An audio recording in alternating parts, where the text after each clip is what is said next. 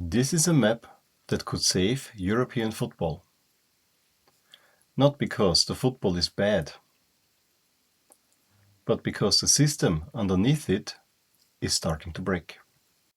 And in this episode, we're looking at the opposition to this proposal. Who resisted, why they resisted, and most importantly, why they still might be convinced to come along.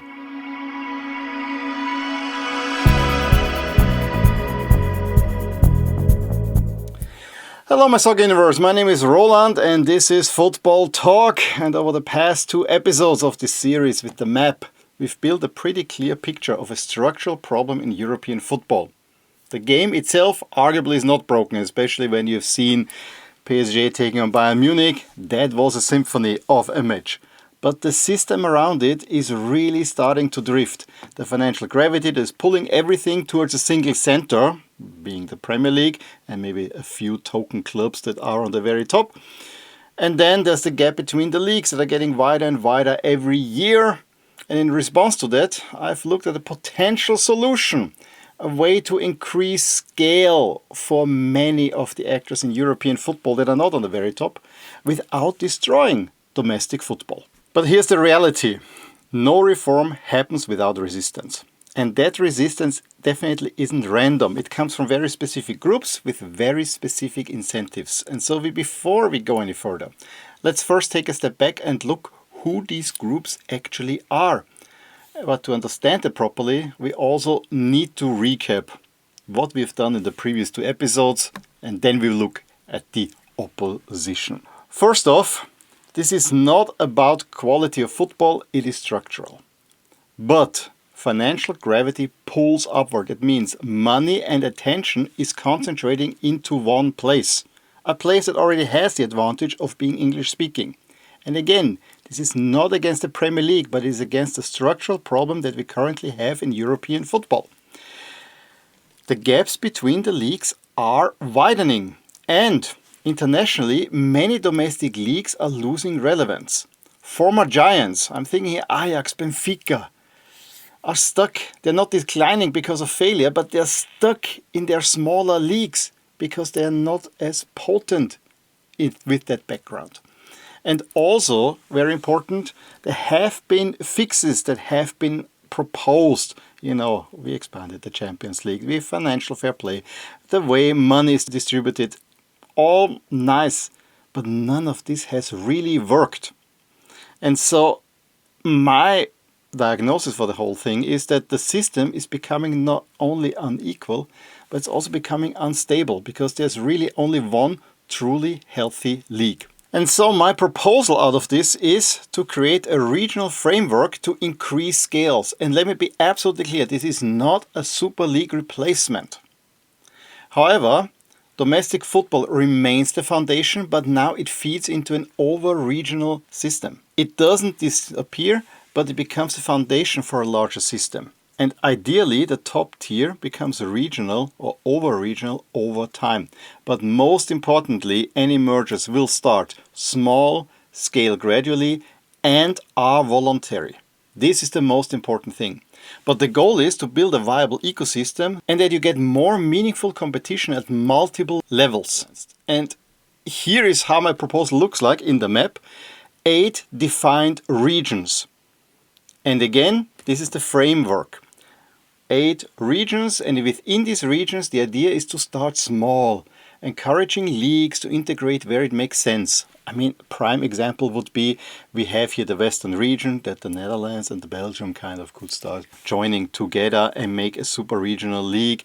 I would also see a Nordic league. All this could start at the beginning, but then within these regional frameworks, you can build up a second structure that will make it eventually then viable enough for even a super league within the region. Like for instance, the Bundesliga in the central region, to join up with a much larger structure once it has built. But again, gradually, slowly and voluntarily, but allow the smaller nations to build up the scale. And over time, this can build them towards a full regional top tier. But it doesn't have to be the same speed everywhere. But I have already talked about this a lot. Go to episode 2 and you see my idea. So now the question becomes, who will support this? Well, Of course, those limited by the current structure, which are mid-tier leagues like the Dutch league, the Belgian league, or the Austrian league, Swiss league, and so on. Or smaller markets like the Balkans, the Nordics, or the Baltics. Former giants, of course, will be very happy because Ajax, Benfica, or Dynamo Kiev, they suddenly have a much bigger playground to play within. And also emerging ecosystems like leagues that are growing but have not yet scaled, like Poland, Hungary, Czech Republic. All that would really profit and they would support such a thing because they would gain access to a stronger competitive environment. But naturally, not everyone benefits from this kind of reform. There are groups that would, of course, resist it for very different reasons. And here's the landscape of that opposition, and let's go through them one by one. We have the fans and supporters, we have media and traditionalists, we have mid-table league clubs, we have national associations, we have the big continental clubs, we have UEFA, and of course we have the Premier League. The key point is, and we come back to that a little bit later, not all of them have to be convinced. And also, not all opposition is equal. There are three levels. We have the top tier, the blockers. Those must be neutralized. They have veto power and they can block a reform entirely. We have to see who will fall into this category. Then we have the second tier, where we have to negotiate. Those are those that have influence and they can shape the outcome. So this is also very important. And then there are the ones that can be managed. Those have a voice, but they have no power. They can influence the perception, but not really the decisions. So let's start with the first of these 7 groups, which is of course the fans and the supporters. What would they fear? First off, increased travel. Loss of local identity, having a super regional structure. Most fans are very happy within their regional context. And also that domestic football feels devalued. And most importantly, fan concerns matter, especially for legitimacy. You want to have the fans on board. But structurally, they definitely do not decide how competitions are organized, so they definitely fall into the last category, something that needs to be managed. Now, the biggest concern here is usually travel. And yes, in some cases, the travel will increase at a local level. If you join 2 leagues together, those who play in these joint leagues will have, of course, a little bit more travel. But the way this is set up, it actually becomes more contained. It is not like in the current system when you are playing Europe and you have to travel all over Europe. It is more set up that mostly you stay within your region, so travel in a way is limited. Also, domestic football in this proposal doesn't disappear, but it changes its role. That is true. It becomes the foundation of the system, feeding into a higher level of competition. You may like it or not, but it still exists and you still have very much rivalries that are regional within your country. And identity, that's also most important, doesn't come from league structures. It comes from clubs, it comes from history, and it comes from a national context. And that doesn't go away here, just because the competitive layer above it evolves. The next opposition is, of course, the media and traditionalists. They have a preference for familiar structures, narratives shaped by past eras, and incentive to defend the status quo. A lot of the football media today is built around former players, like it or not. And naturally, their reference point is to the game that they knew, usually 20 years ago. But football already has changed in many ways, structurally, tactically, economically. And so what often sounds like defending tradition is sometimes just defending a version of the game that no longer exists. And the truth is that football media thrives on nostalgia. And also crucially, this opposition does not block the change. Yes, it will be loud, there will be people railing against it because it's something unfamiliar, but narratives tend to follow successful competitions. New rivalries tend to emerge quickly.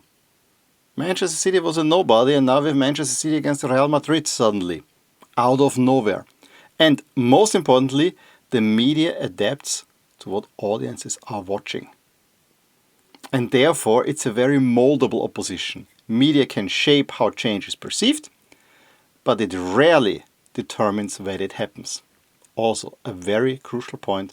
So media and traditionalists also fall into this last category. Next up, we come to the first opposition that really has something to lose, and these are the mid-table clubs in the big leagues.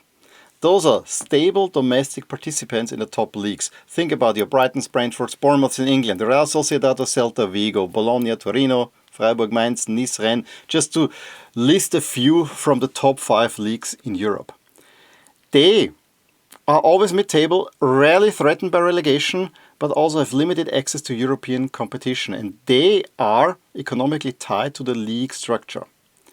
These are not small clubs, but those are clubs that are well run and stable. And what do they fear that they lose? They of course fear that their domestic importance is reduced. They are also afraid because most likely if there's a super regional structure, that they will not be part of that top tier anymore. They will not potentially play against the biggest teams if it eventually would come to that. And they also fear a less predictable revenue structure. Mid-table clubs benefit from stability, but are also, and that's crucial, capped by it. They will not transform into giants unless there is intervention from the outside. However, at the moment, I still think that these clubs can be convinced because these clubs are structurally isolated. They compete domestically, but they don't really exist at a European level. This gives them access to a much larger system of comparable clubs. And instead of playing for mid-table security, they're playing in a system where more matches actually will matter to them because they're part of a larger competitive structure. And that leads to the economic upside because more relevant competition means more attention, and more attention ultimately means more revenue. These mid-table clubs also will gain access to scale, something they currently do not have because they are limited by their own competition. But all in all, I think they fall into the second category of opposition, something that must be negotiated with. Also in that category is our next opposition, which are of course the national associations, who govern domestic competition, represent national interests within UEFA and control the league and the pyramid structures to a certain extent. But the crucial thing is this looks like one group, but it is not. These are multiple associations, all with their different interests. Larger ones here risk losing relative influence. Smaller ones, of course, gain relevance because they are now part of a larger structure. But domestic leagues definitely might feel less central, but they still feed into a larger system. And so this is something why resistance might be there. But in the end, I think alignment is possible here because the domestic structure remains intact. It just feeds into a super regional structure. The federations co-own the regional leagues. And when I say again regional leagues, I mean the merged ones. And in that sense, smaller associations do gain influence. And smaller associations usually are in a voting majority. Next up are the big continental clubs. These are your Real Madrids, Barcelonas, Bayern Munichs, PSG, the three big in Italy, the clubs that are globally recognized brands, that are central actors in European football, and that are coordinated in the now renamed EFC, European Football Clubs, which was the European Club Association formerly. The crucial part is that these clubs are all huge, but they're also not unified in the long-term vision. Just look at how the Super League imploded, because they were not really all that aligned. Why do they resist? Because they want to protect their domestic dominance, which gives them access to the Champions League. And they seek predictable access to the Champions League. That's why the Super League was born.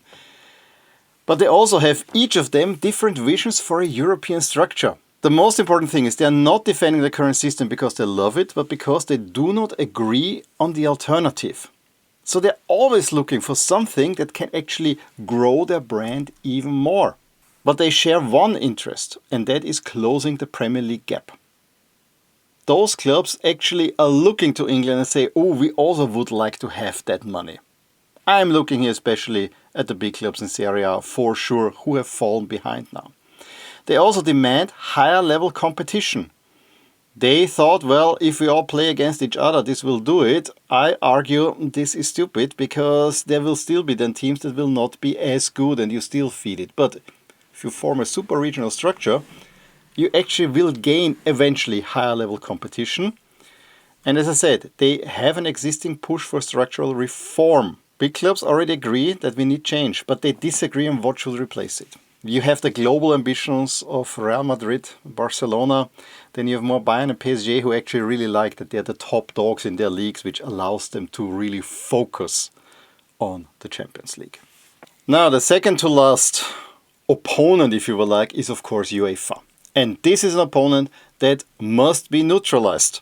I'm not saying blow up UEFA. No, absolutely not. Their opposition must be neutralized. First of all, UEFA governs European competitions, they distribute the revenues, and they balance the interests of clubs and associations. However, they don't also exist outside of the system. It depends also on clubs and associations because it manages the system. But it also depends on everyone that is within the system. Of course, they would be afraid to lose centralized control because of the forming of subdivisions. They risk the reduced political leverage because of that, and of course the threat to existing competition formers. UEFA can block such a reform, but it cannot survive losing control of a reform either.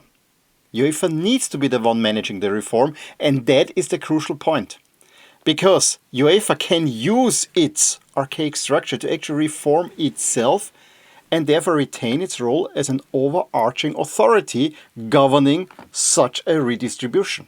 And therefore, what it would gain is a stronger and more balanced system, something that UEFA is probably really looking for, because it is fun if we have multiple different winners from the Champions League, if there's a little bit more variety. Heck, we were all enthralled when Ajax made it to the Champions League semi-final in 2019, almost to the final. This was exciting. When a club that is outside of the establishment actually makes a deeper run. This is also what UEFA would like to have. And if UEFA goes along with such a system, it also would avoid breakaway competitions. And the most important thing, this proposal is not here to remove UEFA, but it would lead that UEFA would transform itself into a more modern version, not one rooted in Cold War, but in modernity. But lastly, it may not come as a huge surprise that the biggest opposition in my regard is probably the Premier League, the most globalized league who dominates media rights and attention. If anyone has no incentive to change anything, it is the Premier League itself, because it sets the commercial benchmark. It's the center of gravity for European football. And therefore, they want to protect their commercial dominance. It avoids the dilution of global attention because all the eyeballs are on the Premier League, and of course they're reluctant to have structural uncertainties. But also, note, the Premier League wants to manage their own risk. It doesn't fear stronger leagues, it fears a system that no longer depends on the Premier League. These are two key observations. And so, why alignment is possible? Well, you gain a stronger surrounding ecosystem. In fact, of the Premier League, we have this northwestern region where we have Scotland, Wales, and the two Irelands in there. Just imagine if, first of all, we have a Gaelic league, Scotland and Ireland, that can build on that. The footprint, if that actually builds to something, the footprint then of the Premier League could already be expanded on the two islands itself, and still the eyeballs would be on it. It also will have, due to the increased European competition, it will have increased relevance, because if the Premier League stays on top in face of European clubs that are stronger, it actually would add value to the Premier League winning European competition. And of course, expanded markets, like the bigger region, strengthens future growth. And again, this is not about creating a league to challenge the Premier League. I fully recognize, and yes, I grew up with Serie A being dominant, that's why I'm so all Italy.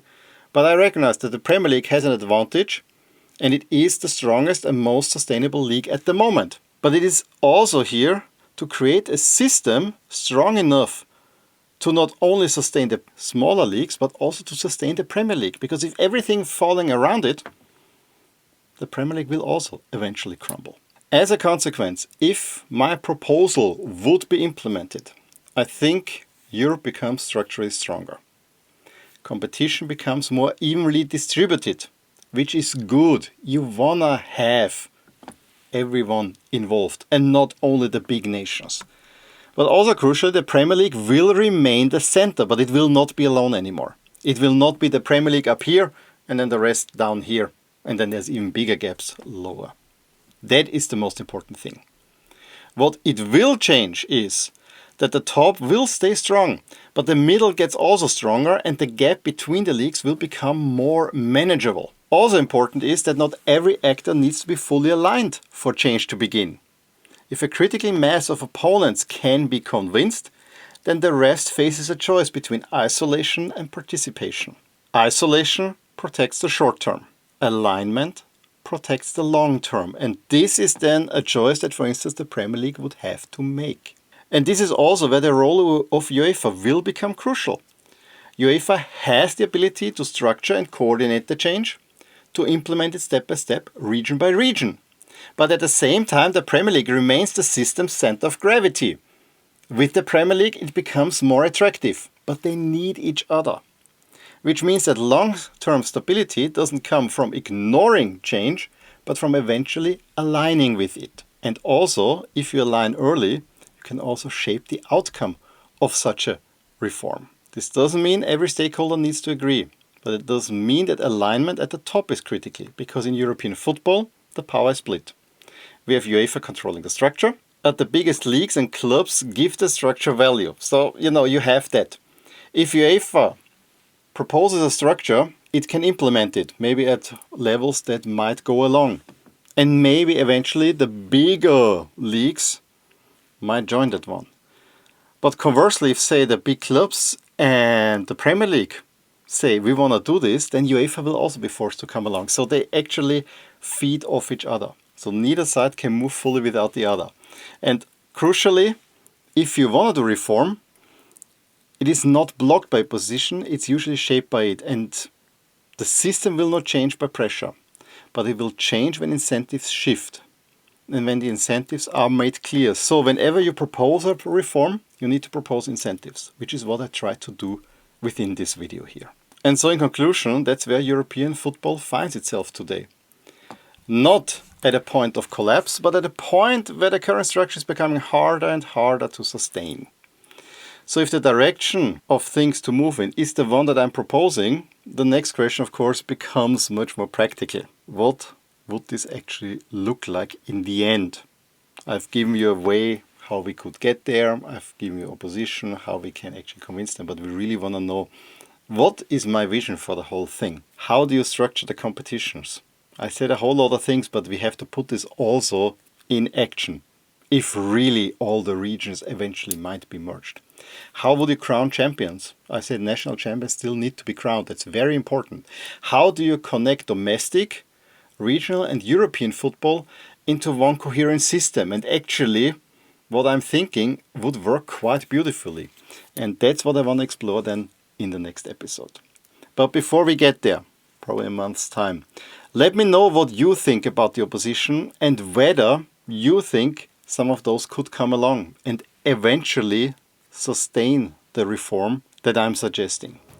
In any case, leave a comment below, give me a thumbs up if you enjoyed this episode, subscribe to this channel, podcast, however you like. And one thing is also for certain, you will hear more from me talking about my soccer universe. Bye!